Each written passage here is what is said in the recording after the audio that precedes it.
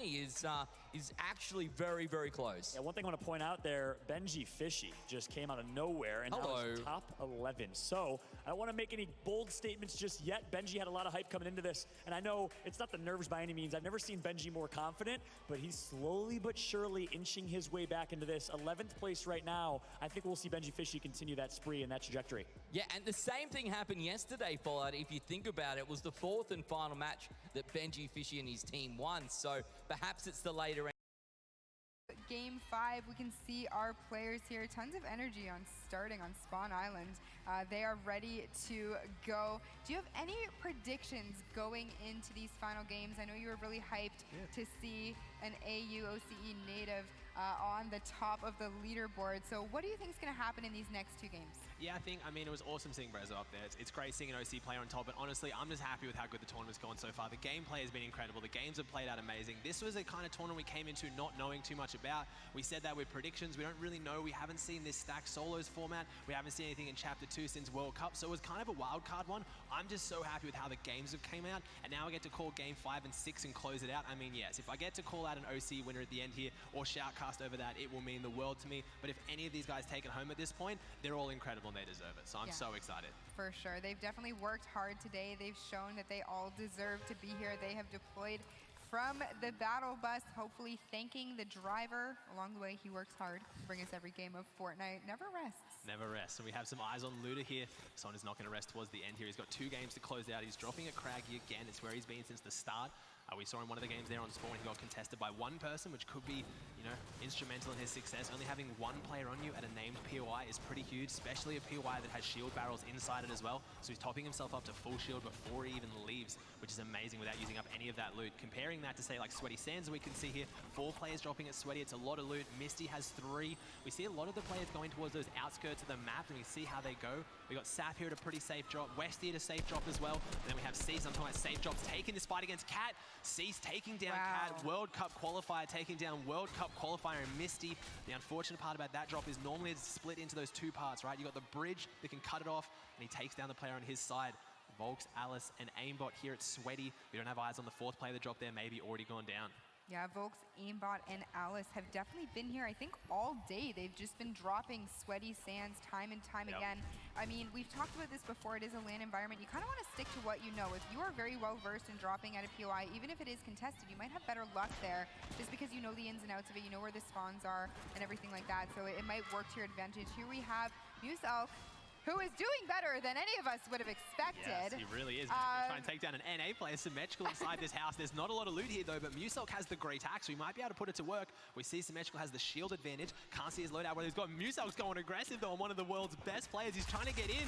He has the advantage of the tack with Symmetrical there with the quick Edinson SMG shot. So right now, Symmetrical can't really finish off Muselk too quickly unless he gets some good shots as SMG, which he does. I should never have counted him out. Symmetrical with the insane hip fire aim with that SMG. Now he has the shotgun, the elimination, and 26 points. The tracking on that was absolutely insane, but I would expect no less coming out of somebody like Symmetrical. Here we are taking a look at Worthy going up against C9 Blackouts. Blackouts coming out of the SA region, 1 of 2. Worthy is going to put the pressure on, knows that Blackouts is low, but now Worthy, tables have turned for him. He is going to have to shield up and defend. He is going to build up one more level so that he can get that shield off, but Blackouts is being relentless. He is Worthy, our elimination leader so far. We checked it out last time, has 13 eliminations. That was going into last game. Don't know what happened with him last game, but he didn't pick up any more. He's looking to try and make it 14, though. There's not a lot of loot here. He needs to take this fight. He can't walk out, but he has gets some beautiful burst shots from high ground. Worthy has the advantage. He has 8 builds, needs to get in there and finish out Blackouts. This is an edge of zone fight as well. We have a minute 45 until zone comes in, but judging from that bottom right minimap, it looks like it's pretty far away. So we need Worthy to find his way in here and see if he can close it out. 1 point on Blackout, so Worthy is definitely playing better today, trying to hold that right-hand peak. He has the edit with the cones. Worthy is playing this so well, but Blackouts is being smart, doesn't have a lot of mats, and he's using the terrain to his advantage, holding those windows for that right-hand peak that Worthy is trying to hold as well. Doesn't see which way Blackouts is going, gets a tack shot. He has him so incredibly low. I think he has 15 health or less. Worthy trying to find his way in. You have to think he closes it out, and there it is, the angle. Oh my gosh, Worthy playing that to perfection. Wow, well, he definitely opened a door for himself there, literally and metaphorically speaking, because he did come out of that fight victorious. Here we have Madison, one of our two Genji girls here, Tina Reyes being the other one. I talked to them a little bit before on the break. They said that they're going into the second half of today feeling very good, so we're going to have to see how they shape up the rest of the day. Volks now in a little bit of a scrap with Alice. Volks going aggressive here, what he's known for best at Sweaty Sands. If you've played in OCE, you know this is what it looks like. Volks has Sweaty Sands on lockdown. He has scared most pros out of this area. Alice, being from Asia, has not heard of that, unfortunately, is now going head-to-head with it. Might be able to pull this one off, though, on 21 points, so definitely can't count Alice, though, playing phenomenally. Gets the minis off, has the big pot, also has that purple pump. So right now, I've actually got Alice picked to win this, even though Volks is such a phenomenal player. At this point, it looks like Alice has the advantage, but with some of the best in the world going head-to-head, you never know who's going to have it. Yeah, Alice trying to get the shield off. Not going to be able to do it, unfortunately. Volks just applying that constant pressure to him, drops down. At this point, realizes he only has one build left, so he isn't going to be able to challenge for high ground. Both players are going to reset, heal up. Unfortunately for Volks, Alice is going to be able to get that 100 shield in total, so Volks has a little bit of a disadvantage here. Yeah, definitely, and he has that purple pump as well, though, so they've both got very, very good items here, trying to finish this one out quickly. It looks like Alice wants to rotate away, playing a little bit safer until endgame, which is a smart decision. You see that third party rotating in on the west side of Sweaty Sands. They're trying to find their way in, so it's definitely a smart call. Volks happy to let them walk away with it. Figured out maybe this is a better player, didn't expect them to be that good, and now pushing away. They didn't lose too much from that one. A very smart decision by both of them. You love to see it. Yeah, and definitely. You know, I think one of the biggest things of being like a pro player is knowing when to disengage, you know? A lot of these guys, they always want to just W key and just go right in, but that's not always the smartest play. Excellent play coming out of those two. And here we have Radiant taking some shots on the edge, and unfortunately isn't going to be enough. He's going to get taken out. Now we are quickly switching over to Repulse. God, there are so many early engagements. There's a lot of fights breaking out here as well. We see Repulse getting one of the one of the quickest players in our region or in the world in general, trying to go forward. He's been dropping that retail drop with Benji Fishy. Haven't seen them go head to head, but now we're seeing Repulse go against Pate. You think that Repulse would have full health, full shield right now. Has the minis, opting not to use them and keep going aggressive. I think he's going to build up and try and get them off now. They're both going to have that little breather. Repulse can use his minis, Pate can use his, but unfortunately now Repulse actually has the health disadvantage. You wouldn't think it with the way he's playing, though. He wants to get in there aggressively. And so Pate's putting his toes to toe. He's doing well here. He's trying to find his way out of it. Repulse outside his walls, just keeping going aggressive. You see, though, we see two players rotating up into this one, though. The pink triangle on the bottom right and the blue one in the river. They need to end this fight quickly, or it might be someone else who wins this one and mops them up. Yeah, so unfortunately for Repulse there, he's taking a lot of damage, now opting to drop down, but like you said, we have another player entering and another one coming from the south. This is going to get very messy very, very quickly. They are going to have to figure this one out. It sounds like somebody does go down. Repulse goes down to Jarlin. Goes down to Jarlin. Jarlin trying to third party, but there's going to be another third party there. Jarlin with a little bit of a BM. He's in the open, though. Needs to be careful. Yikes. Can't be dropping those out in the open. And look at the loadout, though. Jarlin didn't go for the loot, and I can see why now. He has the legendary burst, the epic pump, one big pot minis and an RPG. He doesn't need to go for that loot because he doesn't need any of it. He has everything you could ever want. If I was Jarlin right now, I'd be trying to get center zone or the safest spot on the map, maybe find a power position, hold up there, and then close out the game. We have 76 alive of 90. So again, we said it might get scrappy towards the end, but these guys are still playing for endgame. We talked about that disengagement out of Sweaty. A lot of them are still trying to make it to endgame. They don't want those scrappy early game fights. Well, I mean, when you think about it, you know, if you can get to endgame being like the top 25 players, that's at least 3 points. Is it really worth getting that one extra elimination and risking being knocked out of the game, getting sent back to the lobby for 1 point? Yeah, we see the elimination feed there as well. It was actually Benji Fishy that ended up taking down Pate. So that was a very smart call for Jarlin to rotate away. I would not want to be involved in that fight. Benji Fishy was one of the players that walked up and third partied. I can't imagine anything worse trying to take out a fight, and I have Jarlin and Benji Fishy closing in on me. Yeah, it's definitely my worst nightmare. For sure. Here we see Brezzo. He is in our #1 spot currently with 30 points. Doesn't have any eliminations this game, but from what we've seen from him, he's going mostly for placement points, and it looks like he is doing the same this game. He's in Frenzy Farm, he's in the zone, doesn't have to make any kind of major rotations, has decent high ground, and is just going to look to take some shots out on his opponents. And we see Zake going down in the feed as well, so that's another big one. He's not up there in the leaderboard, but as far as someone we thought that would perform today, performed yesterday in the Pro-Am, but struggled a little bit today, Worthy's still our leader in the elimination elimination feeds on 14 there. We see Alice in 13, so we saw Alice who had that fight early with Volks. Maybe a smart call from Volks, disengaging, not becoming his 14th elimination. But again, yes, that was a very good point out by you. Brezzo's actually been going for placement points. A lot of controller players are normally known to be very aggressive, using that aim assist to pick up more eliminations, but he's actually been the highest and most consistent as far as placement goes. So some of the disadvantages we talk about with controller as far as building and editing going, completely out the window for Brezzo. Yeah, I mean, he's playing it smart for sure. You know, I love this play style because this is weighted so heavily. The format favors placement over elimination, so he knows that. He is playing that to his advantage. We can take a look. Structure damage just coming up, and the amount of structure damage so far in this game. Do you know what would be an interesting stat to look at? Would be the structure damage for the whole tournament. Yeah, a lot of damage there. Amazing. We have Wolf here on high ground, FPX on FPX on the high ground, though he has the advantage, but he's being a little bit careful right now. He's got extra minis, but no extra meds there. 121 builds. We're seeing a lot of people rotating around this side. We talked about Luda earlier, who's up there in top 3. He had a craggy zone, so I can see based off this map right now, I have to imagine Luda is sitting pretty. He walked away from his uncontested craggy or solo contested craggy, and then he's walked straight into zone. He got it on him on the far north side of the map. That is huge. Craggy's a great drop, but it doesn't have a lot of rotation possibilities. The river goes against you. Big pickup. Yeah, unless you can get some kind of a boat or make an early rotation. Yeah, you're out there pretty much by yourself. You can hear the snipe shots going off in the background. Not sure where that even came from, but there are such a concentration of players in this one small area. So either they're going to have to start fighting each other for real estate, or they are going to be pushed up on. Now, I know we talked a little bit about Chapter 2 introducing kind of like a new meta and everything like that. You see a lot of these players walking around with the grapple gun. Yeah, as well, yeah. So talk to me a little bit about that. As somebody who analyzes these types of things, why are they holding that? Well, I mean, if you get an elimination endgame in a lobby that's this strong, you need that harpoon to bring the loot back towards you. Sometimes pushing towards that loot, quite often in endgame, you aren't the one who eliminates a player that's near you, someone else does. So if you push onto that loot, you are now in the firing path of whoever just took them out. So you need to be able to eliminate them or get the loot to you as safely as possible. As I say, safety, Forbes pushing forward. A controller player I expect to do very well today. Hasn't performed too much. He's taking down Scarlet. They're on 8 and 7 points respectively, trying to find the way in. Look at the build. Wow. Beautiful onto high ground. Has no rockets for that RPG, unfortunately. Trying to find their way into the box. They can only a blue pump, but it's enough to do a fair bit of damage here to Scarlet, I believe. And yes, there it is. They're both going down, though. It's a bit of a storm fight. Not sure how much I agree with this one. Forbes trying to push forward, though. Take the wall. Trying to find his way around. Beautiful edits. You would not think he was on controller with that speed right there. Trying to find their way into Scarlet.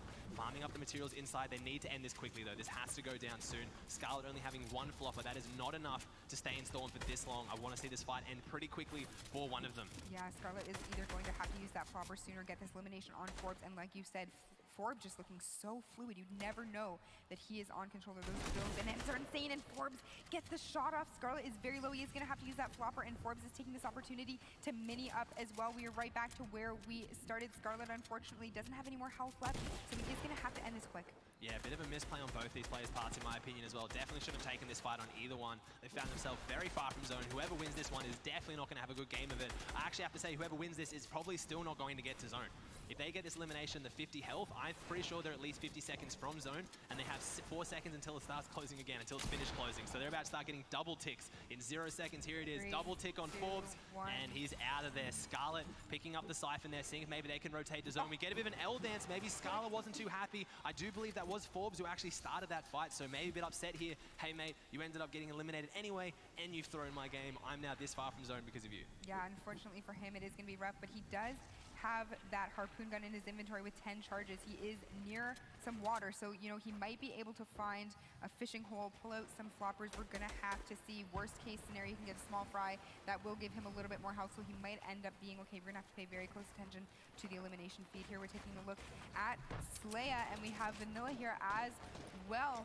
Look at this zone. These zones have been absolutely wild today. I feel like these players have all been coming from the western part of the map. What is with that? Yeah, we talked about Luda had the north side advantage. Now it's pulling down towards southeast, though, so he has to rotate towards that somewhere. We had some names there. Volks on 14 points right now. No eliminations this game. Nice loadout, though. Again, a good choice to rotate from that sweaty fight. He's still going well now, trying to get in towards this with the third zone in 27 seconds. Let's see how he can play it out, trying to get on top of the mountain, see if we can have him on the rest of the map.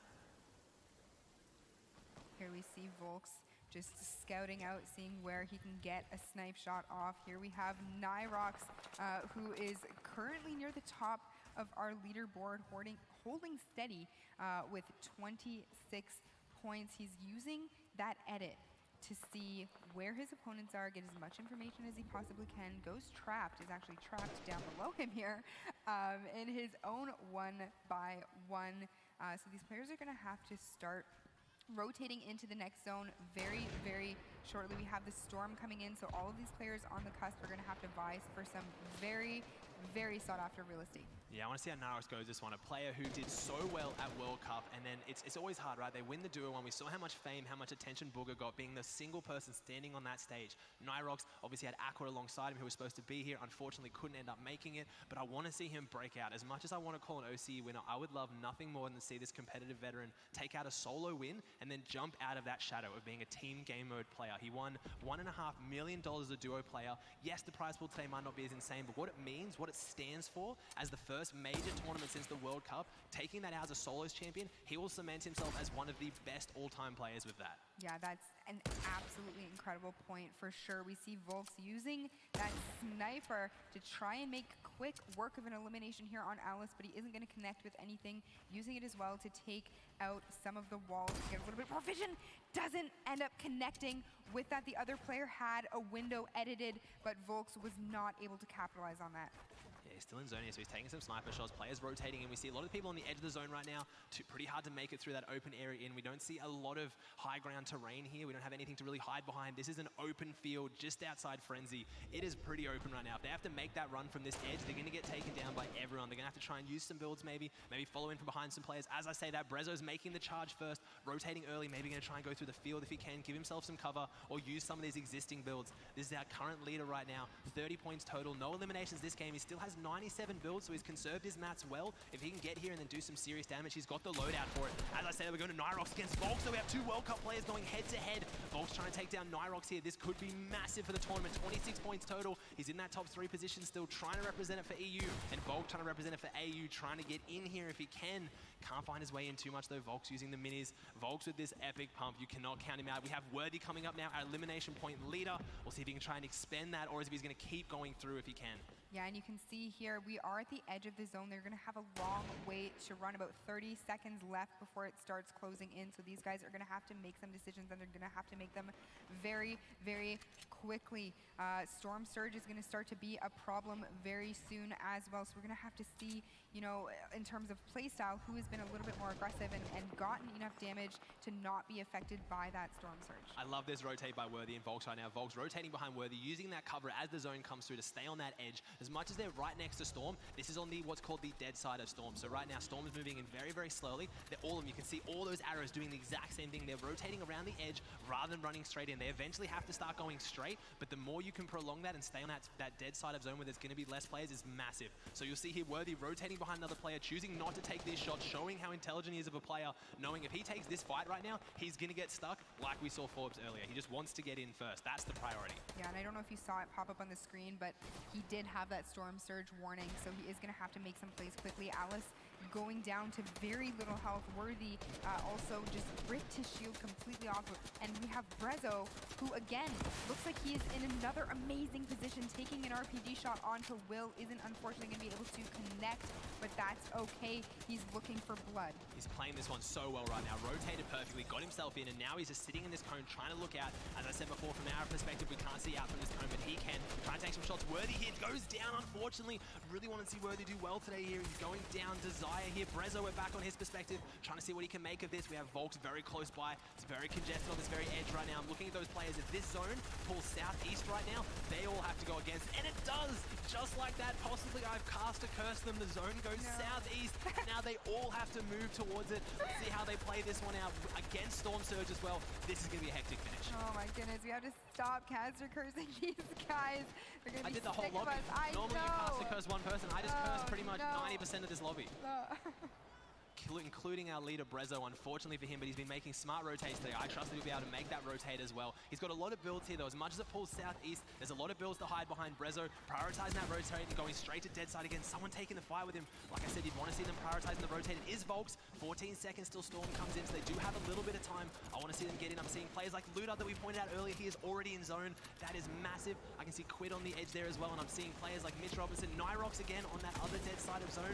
And we're trying to see how this one goes. Brezzo's trying to farm this out, make sure he can find a nice little foothold, sitting inside this cone before rotating, not using a single mat more than what he needs to get into zone to make sure he closes this one out. He is arguably one of the most patient players I've seen in this tournament so far. He's not getting rattled. He's taking his time. He's being very methodical. And Jalen actually ends up taking out airwalks there and is going to get damaged a little bit as well, but that's okay. He's going to build up, use his resources to escape that, turn around to fire some shots. There's so much action happening here. You can see on the right-hand side, we're taking a look at the eliminations. Still pretty much the same. So these guys, again, aren't really going for the eliminations so much as the placement at this point. Yeah, you see Brezzo there on number 6 with 10 eliminations, but he's obviously in the lead, showing how consistent his placements have been. Nyrox on the screen right now with 26 points. He has 11 eliminations, which means 15 from placements. Let's see if he can close it out even more here. He's in zone. We'll see how this one goes. Again, don't want to curse him. If it goes southeast again, there's no one there. They all have to move. If this one goes northwest, it's going to be pretty stacked. And it goes southeast. I am so sorry. I'm just going to stop talking about where zones go because for some reason I am predicting them. It goes southeast. They all have to move now. We're going to see how this one closes out. Magma being the first to move, trying to save his build, getting some shots going out. We see Replay still here as well, trying to find his way through. Twiz going down in the feed. Same with Cease, unfortunately. We do still seem to have our big names, though I haven't seen Luda picking up the elimination on Magma. That's huge for him. So we still have Luda alive. Nyrox, we still have Brezzo, I believe, as well. This is going to be a massive 5th game to close it out. It's going to come right down to the wire in this game in Game 6. We are going to watch so many players fall within the next minute. When this storm starts fully moving over, we are going to see this lobby get empty very quickly. Here we see Replays, unfortunately, having to do some damage to avoid the storm surge, and it looks like he does it. Nyrox taking a ton of damage, using the floppers to stay alive, gets the elimination on Lepex, and also gets the siphon, so that affords him an extra 50 health as well. And here we have Brezzo using the storm to rotate in. He is going to meet another player, and that ends up being Replays. Replays is gone. It does, and the same thing as well. They're getting placement points now. We have top 25, so all these players now gaining more and more placement points. We saw Nyrox get it. We just saw Brezzo got it, and we see Luda get it as well. So all of our top players are still in this one. This is going to go right down to the wire. We have Jax on that high ground in the top right of your screen trying to take it out. We have Kquid who's there in the front, rotated quickly. Jax trying to do some work. 8 points total. Hasn't found too much today, but one game can totally turn around. 10 eliminations, trying to find their way through if they can. Papi's in the low ground getting shots out. Brezzo gets the siphon. No, he doesn't. Brezzo goes down. Our leader on 36 points. He's out of this. So is this Nyrox's chance to make some more points, or Luda? I can't see Nyrox on the screen there. We must have missed him going down. Nyrox has gone down from what I can tell. Luda is still in there. This might be his chance for OC to come back on top here by Luda taking the mantle from Brezzo. We'll have to see how this one plays out. Jax in a commanding position on the high ground though.